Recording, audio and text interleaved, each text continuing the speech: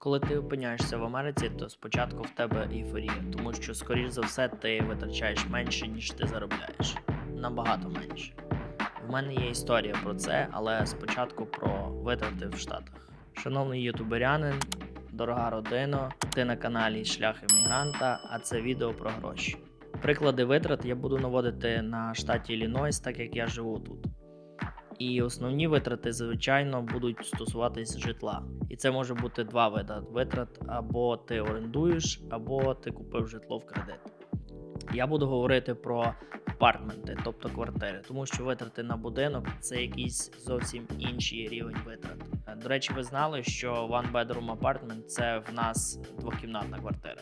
Мені це не одразу було зрозуміло. 1,5-2 тисячі в місяць може коштувати оренда, і як не дивно, якщо платити за кредит такої квартири, то ціна буде практично така сама – близько $2000. Це, щоб ви розуміли, абсурдні ціни на оренду. Вартість витрат на житло тут на 45% вище, ніж по всій країні.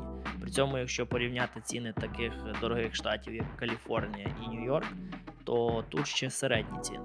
Можливо, я зроблю відео, як я купив апартмент. Напиши, чи це цікаво тобі. Ну і якщо є житло, то з житлом приходять рахунки. За світло, газ, воду, мусор. Скажем, в двокімнатній квартирі це до 250 в місяць. Якщо це твоя квартира, то не всі про це знають, але є тут така штука, як асесмент. Це, по суті, наш ОСББ або ЖЕК, якщо хочеш. Транспортні витрати. Ну тут варіантів не дуже багато, якщо ти в Іллінойс, то машину треба брати точно, хіба ти живеш в центрі Чикаго і там же працюєш. Тоді автобус або метро. Місячний пес, не цей пес, $75. Є ще метро. Це поїзд, який їздить на довгі дистанції з даунтауну в Іллінойс і назад.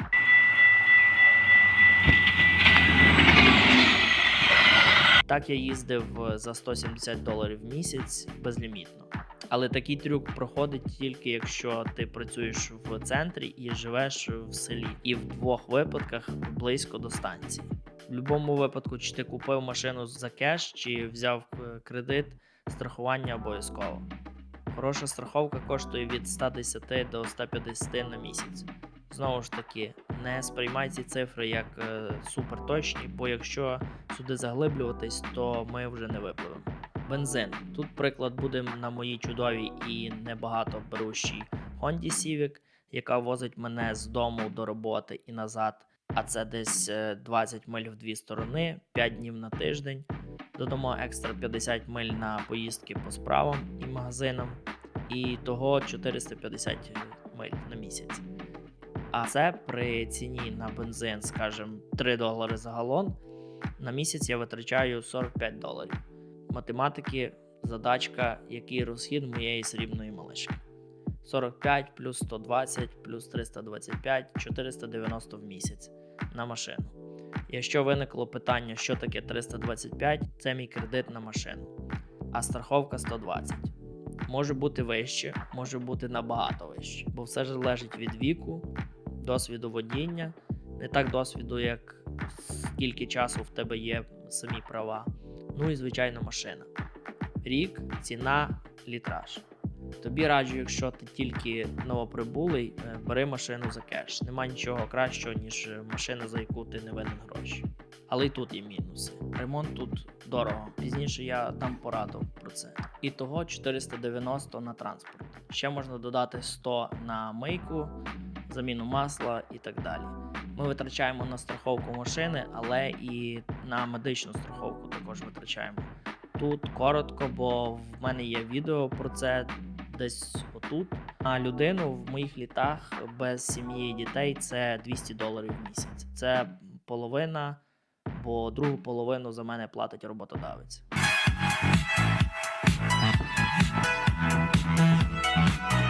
Далі їда, і я тут прошу не недооцінювати і серйозно враховувати ці витрати. Бо за версією сайту Average Cost of Grocery by State, середня витрата на їжу на одну персону $327.31. І це, мабуть, без ікри. Можна додати сюди, як витрати податок на дохід. Скажемо, що ви заробляєте $5000, до 1000 йде на податок. Про це я точно зроблю відео, тому підписуйся. Ок, ми маємо 1500 на житло, 150 на комунальні. Тут можна спокійно додати 70 на інтернет, ТВ і щось схоже, 590 на машину. Нагадую, що це машина в кредит недорога і не їсть багато. А ти будеш їсти багато, аж на 300-400 в місяць. 200 медичне страхування, ще може бути страхування життя, скажімо, 20. Ну і, звичайно, кіно, ресторани і тому подібні розваги. Ще 200. Ми всі люди і маємо відпочивати. До 1000 на податок, і я впевнений, що я ще щось забув. Телефон. Ось що я забув. Середня ціна на безліміт буде плюс-мінус 70 в місяць.